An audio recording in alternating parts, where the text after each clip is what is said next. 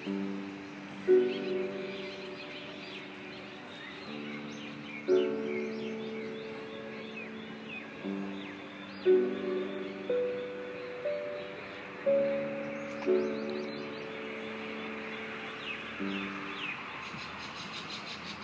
दोस्तों, प्रयास charitable foundation में आपका स्वागत है। इस वीडियो में हम बात करने वाले हैं स्टैंडर्ड 12th के चैप्टर 12 पद्माकर के बारे में। ओके, तो शुरू करते हैं इसको। मध्य युगीन कवियों, विशेषकर रीतिकालीन कवियों का मन श्री कृष्ण और उनकी लीलाओं के चित्रण में खूब रमा है ना। हमने अभी बहुत सारे दोहे और वगैरह सब कुछ पढ़ा, तो उसमें ज़्यादातर क्या होता है रीतिकाल की में कि वो श्री कृष्ण के बारे में ज़्यादा लिख रहे थे, है ना। तो उनका दूसरा प्रिय विषय रहा है वस्तुओं के सौंदर्य का वर्णन, और दूसरा प्रिय चीज़ क्या है उनका, वस्तुओं के सौंदर्य का वर्णन। ठीक है, इन दो विषयों पर वो ज़्यादातर लिखते थे।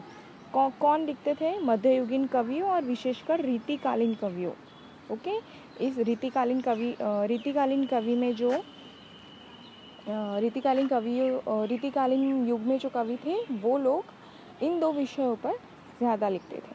फिर वसंत, ग्रीष्म, वर्षा, शरद, हेमंत और शिशिर के अनेक लुभावने चित्र इन कवियों ने उकेरे हैं। ऋतु वर्णन प्रायः श्रृंगार रस के आलंबन के रूप में अपनाया गया है। ऋतुओं में भी वसंत ऋतु का रूप सौंदर्य अद्भुत है। वसंत के आते ही प्रकृति में ही नहीं बल्कि मनुष्य के मन में भी हलचल होने लगती है। होली का त्योहार इसी ऋतु में आता है, तो हमारे मन और तन मन को रंग जाता है। यही कारण है कि वसंत को ऋतुराज भी कहा गया है। और ऋतुकालीन सुप्रसिद्ध कवि पद्माकर ने कुछ कविताओं में हमें वसंत की कुछ छवियों का अवलोकन करेंगे। श्रृंगारिकता रीतिकालीन काव्य की मुख्य प्रवृत्ति है। ओके, इस युग का कवि चाहे भक्ति और नैतिकता की चर्चा कर रहा हो अथवा तो प्रकृति चित्रण में तल्लीन हो, श्रृंगारिकता से यह कभी नहीं बच सका। उसका मन वहीं रमता है। जीवन के उतार चढ़ाव और आशा आकांक्षाओं की अन्य छवियों की ओर उसे ध्यान नहीं गया। अब देखते हैं कि श्रेष्ठ कवि पद्माकर ने वसंत के सौंदर्य चित्र को किस प्रकार प्रस्तुत किया है। ओके, जो कवि पद्माकर है उन्होंने क्या किया है, कवि पद्माकर ने क्या किया है, यहाँ पे वसंत के बारे में उसके सुंदर सौंदर्य को प्रस्तुत किया है। तो किस तरह प्रस्तुत किया है वो हम देखते हैं। ठीक है, तो फर्स्ट है वसंत। हम उसका डायरेक्ट प्रसंग देखते हैं, आप ये पढ़ लेना। ओके, प्रस्तुत कविता में कवि ने वसंत के कारण प्रकृति के रूप सौंदर्य में आए अवर्णनीय परिवर्तन का बड़ा अनूठा और उल्लासमय चित्रण किया है। ऋतुराज वसंत का आगमन प्रकृति में और मानव समाज में बाहर भीतर अत्यधिक मादकता भर देता है ना। वसंत ऋतु आते ही हमें कितना अच्छा लगता है, आसपास का जो एटमॉस्फेयर होता है वो भी कितना अच्छा हो जाता है, राइट। तो इस कविता में कवि ने शब्द ध्वनि के माध्यम से वसंत का मनमोहक वर्णन किया है। किसे? शब्द ध्वनियों के माध्यम से। कवि कहता है कि वसंत को आए अभी 2 दिन भी नहीं हुए कि कुंजों में भौरों की भीड़ कुछ और ही तरह से गूंजने लगी। और यहाँ कवि कहना चाहता है कि जो भंवरे हैं वो उसका जो समूह है वो प्रसन्नता और हर्षोल्लास के साथ मानो वसंत का उत्सव मनाने के लिए एकत्रित होकर समवेत स्वर में यानी कि एक साथ, ओके, समवेत स्वर यानी कि एक साथ गुंजार कर रहे हो। अर्थात जो पुष्प समूह है उसको भौरों में एक अलग ही तरह की प्रसन्नता और उल्लास से भर दिया है। यानी कि जो पुष्प वसंत में खिलते हैं अलग अलग कलर के, है ना, तो उसके ऊपर भंवरे यहाँ से वहाँ उड़ रहे हैं। ठीक है, यानी कि वसंत ऋतु का वो भी त्योहार मना रहे हैं, ऐसा बोल रहे हैं। ठीक है, डाल डाल पर बौरों के जो गुच्छे दिखाई देने लगे हैं उनका रूप स्वरूप कुछ ऐसा हो गया है कि उसे शब्दों में व्यक्त करना कठिन है। गली गलियारों में बने ठने युवक युवतियों भी वसंत के सौंदर्य से उत्पन्न काम भावना से पीड़ित परंतु हर्षित दिखाई पड़ते हैं। ठीक है, तो वसंत ऋतु को आपको तो पता ही है कि क्या होता है, कैसा एटमॉस्फेयर होता है। तो ऐसे मोहक ऋतुराज वसंत को आए अभी कुछ समय ही बीता है, यानी कि वसंत तो शुरू हुए 2-3 दिन ही शुरू गए हैं, लेकिन पक्षी भी सामूहिक स्वरूप से प्रसन्नतापूर्वक चहकने लगे हैं। कवि कहता है कि यह परिवर्तन सब ओर दिखाई दे रहा है। सारा पर्यावरण जो है, वातावरण जो है, वो रस से, रंग से, रीति से, गीत और प्रेम से बदल गया है। तन और मन, वन उपवन भी सभी में बदलाव आ गया है, सब जगह बदलाव आ गया है, सब लोगों में बदलाव आ गया है, सारी चीज़ों में बदलाव आ गया है। तो इस बदलाव को अनुभव ही ये जो बदलाव हो रहा है, इसका हम अनुभव ही कर सकते हैं, इनको समझाया नहीं जा सकता है ना। हम कुछ चीज़ें सिर्फ फील कर सकते हैं, उसको बयान नहीं कर सकते, राइट। तो कवि ने वसंत का एक ऐसा उल्लासमय सौंदर्य चित्र उपस्थित किया है जिसमें रूप, रस, गंध, मादकता का सम्मिश्रण दिखाई देता है। यानी कि कवि ने ये जो वसंत ऋतु का सौंदर्य हमारे सामने प्रस्तुत किया है, वो एकदम मनमोहक है। ओके, निरपेक्ष और शुद्ध प्रकृति चित्रण का यह एक बड़ा मनोरम और आकर्षक उदाहरण है। वातावरण निर्माण के लिए कविता में ध्वन्यात्मक शब्दों का बड़ा कलात्मक प्रयोग किया गया है। इससे जो चित्र तैयार होता है वह अपेक्षित वातावरण को प्रत्यक्ष करने में बड़ा प्रभावशाली बनता है। अपेक्षित वातावरण मीन्स वो हमें बता रहे हैं कि वसंत ऋतु में क्या हो रहा है, ठीक है, आसपास क्या हो रहा है, और उसके लिए उन्होंने अपेक्षित वातावरण यानी कि ऐसा हो रहा है, प्रत्यक्ष यानी कि जो आपके सामने हो रहा है उसको क्या बोलेंगे, प्रत्यक्ष बोलेंगे। तो जैसा हमें इस कविता को पढ़ते हैं, हमें ऐसा फील होता है कि हमारे आसपास भी बसंत शुरू हो चुकी है, ठीक है। तो अपेक्षित वातावरण को प्रत्यक्ष करने में बड़ा प्रभावशाली बनता है। ओके, फिर ध्वन्यात्मक शब्दों द्वारा ऐसी प्रतिध्वनियाँ पैदा की गई है कि जिसका प्रभाव पाठक के मन पर देर तक बना रहता है।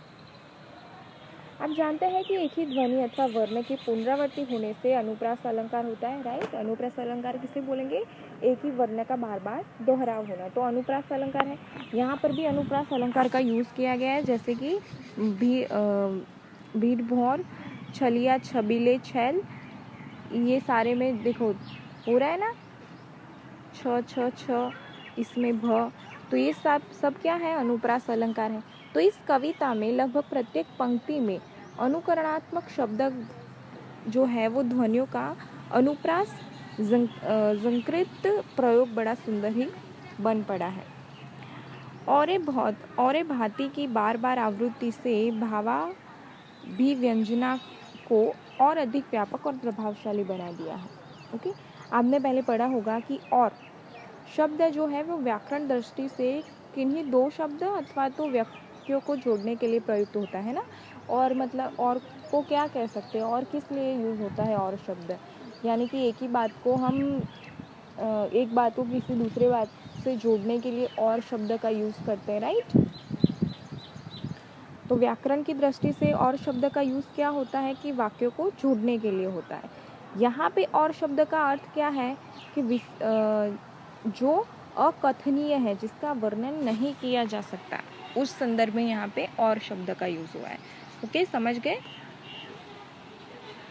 फिर सेकंड है फाग। फर्स्ट हमने देखा वसंत ऋतु के बारे में, अब देखते हैं फाग के बारे में। ओके,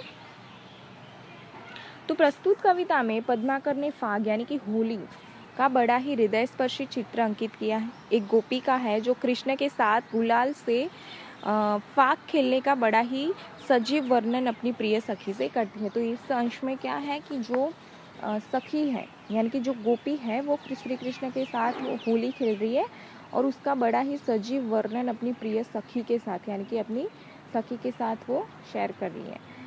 शुरू करते हैं व्याख्या कि आपने वसंत का चित्रण पढ़ा और जाना कि पद्माकर की जो कविता है वो किस प्रकार मन को छू जाती है। वसंत ऋतु की सुंदरता का वर्णन करते हुए भी व्यक्ति को बार बार यही लगता है कि ऐसा कुछ है जिसका वर्णन करना संभव नहीं है ना। हमने वसंत ऋतु के बारे में अभी पढ़ा, तो ऐसा है कि यहाँ जो वसंत ऋतु में जो आसपास का एटमॉस्फेयर है उसको हम शब्द में बयान नहीं कर सकते, इसको सिर्फ हम फील कर सकते हैं, महसूस कर सकते हैं, है ना। तो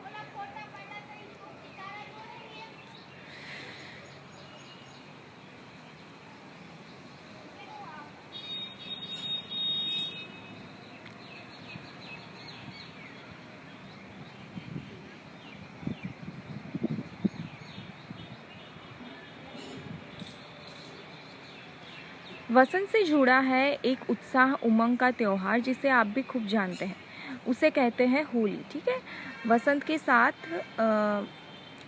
साथ एक त्योहार आता है, उसको कहते हैं होली, जिसका दूसरा नाम है फाग। ओके, फाग को ही होली बोलते हैं।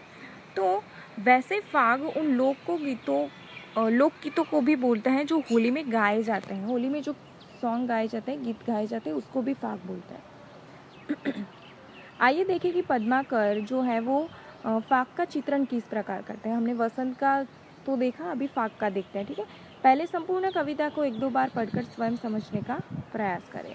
ठीक है, यहाँ पे होली खेल रहे हैं, ऐसा एक चित्र दिया गया है। कवि की कल्पना को कुछ गहराई से समझें। पूरी कविता एक गोपिका का कथन है। ये जो सेकंड अंश है वो क्या है, एक गोपिका का कथन, यानी कि जो गोपी है वो बोल रही है। ठीक है, उसकी परेशानी क्या है, उसे समझने के लिए होली के एक रिवाज को याद कीजिए। रिवाज क्या है कि अबीर गुलाल जो है हवा में उड़ाना और उछाला। ये उड़ता गुलाल जो है वो गोपी की आंख में चला गया है और उसके साथ नंदलाल भी आंख में बस चुके हैं। तो सोचिए समस्या क्या है। तो केवल गुलाल आंख में पड़ जाए तो उसे निकालने का क्या उपाय हो सकता है। गोपी तो आंख धो धोकर हार चुकी है, लेकिन सफलता नहीं मिल पा रही है। ऐसा क्यों हो रहा है। ठीक है, यहाँ पे खुद ही क्वेश्चन किए जा रहे हैं और फिर आप एक दो बार पढ़ोगे तो आपको खुद भी समझ में आ जाएगा। ठीक है, जो गोपी है वो होली खेल रही है, ओके, लेकिन उसकी आंख में क्या चला गया है, गुलाल चला गया। अभी वो आंख धो धोकर हार चुकी है, लेकिन वो गुलाल निकल क्यों नहीं पा रहा है। ठीक है, उसे क्या छटपटाहट है, कासे कहूँ कौन सुने मैं, क्या कथा छिपी है, क्या गोपी की बात विश्वसनीय लगती है। यानी कि क्या आपको विश्वास हो रहा है कि अगर आंख धो रही है फिर भी गुलाल नहीं निकल रहा है, ये कैसी बात हो गई है, ऐसा है। ठीक है, नंदलाल की आंखों में बस जाने का जो दर्द है वो दूर करने के लिए वह क्या नहीं समझा पा रही है।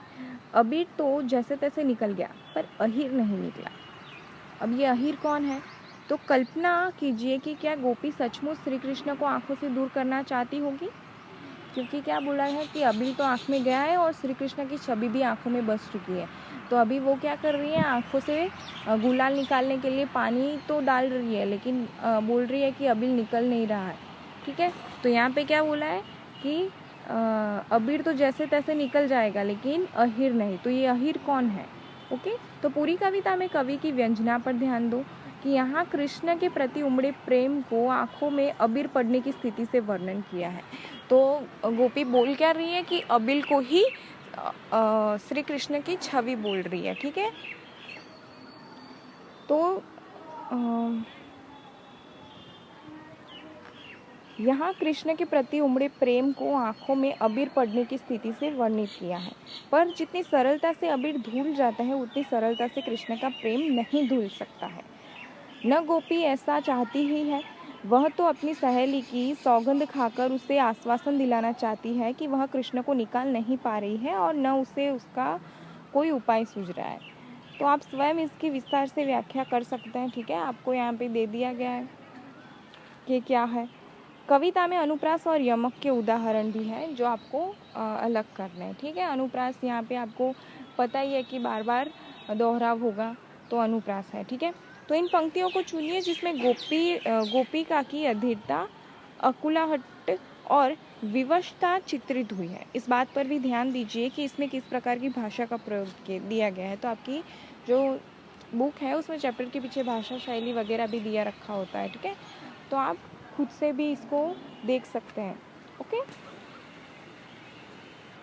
यहाँ पे देखो, यहाँ पे आ गया है कि भाव तथा शिल्प सौंदर्य। तो कवि पद्माकर के काव्य में रीतिकालीन कविता की सभी प्रमुख विशेषताएं विद्यमान हैं। हमने आगे ही देखा कि रीति कालीन जो कविताएं होती हैं उसमें कवियाँ सबसे ज़्यादा श्री कृष्ण के बारे में लिखते हैं। तो अभी भी आ गया ना श्री कृष्ण के बारे में। तो वे रीतिबद्ध काव्यधारा के प्रतिभा संपन्न कवि थे। उनमें श्रृंगार रस की व्यक्ति की विलक्षण प्रतिमा रही है। इसी कारण कवि पद्माकर रीतिकाल के श्रेष्ठ कवि कहे जाते हैं। यहाँ पे कुछ लाइंस दी गई है कविता की, ठीक है। उत्कृष्ट कल्पना की उड़ान और विषय विवेचन की शुद्धता भी पद्माकर की विशेषता है, जिसे काव्य में लाक्षणिकता और मधुरता आती है। वे अनुप्रासों की तो जड़ी ही लगा देते हैं, जिससे अद्भुत चमत्कार पैदा होते हैं। अनुप्रासों की यानी कि वो यूज़ ही ऐसा करता है शब्दों का कि अनुप्रास अलंकार उसमें होता ही होता है उनकी कविता में। ओके, अभी यहाँ पे देखो कुछ और है कि ब्रज भाषा का सुंदर साहित्यिक रूप आपकी रचनाओं को अलग ही पहचान दिलाता है। ब्रज भाषा में एक और चीज़ होती है जिसमें ल होता है, उसको र बोला जाता है, ठीक है। तो आपको ऐसा कोई शब्द होता है तो भी आपको पता चल जाएगा कि ये ब्रज भाषा का हो सकता है या नहीं, है ना। तो पद्माकर रीतिकाल के अंतिम श्रेष्ठ कवि हैं। कौन से? अंतिम श्रेष्ठ कवि। ओके, रस निरूपक आचार्य कवि के रूप में उन्हें बहुत ही ख्याति मिली। सजीव मूर्ति विधान करने वाली कल्पना द्वारा उन्होंने प्रेम और सौंदर्य की मार्मिक चित्र प्रस्तुत किए हैं। वे उत्कृष्ट प्रतिभा संपन्न कवि है और उनके काव्य की दो विशेषताएं सर्वोपरि है। एक क्या है? दृश्य, और दूसरी है शब्द योजना। ओके, वो शब्द योजना ही ऐसी बनाते हैं कि हमारे सामने उसका दृश्य आपोआप प्रस्तुत हो जाता है ना। तो आनंद और वेट दृश्य और शब्द योजना के द्वारा प्रकृति के माध्यम से ऋतु वर्णन और कल्पना की उल्लासमयी उड़ान, आनंद और उल्लास से जगमगाते चित्र प्रस्तुत करने में उनकी शब्द संयोजना अनुपम है। ओके, तो ये था कवि पद्माकर के बारे में, ठीक है। तो इसमें कुछ ज़्यादा नहीं था, क्या था? सिर्फ वसंत ऋतु के बारे में था और फाग के बारे में था, ठीक है। तो आप एक बार फिर से इसको रिवाइज करोगे तो भी आपको समझ में आ जाएगा, है ना। तो मिलते हैं नेक्स्ट वीडियो में एक नए चैप्टर के साथ। Bye bye.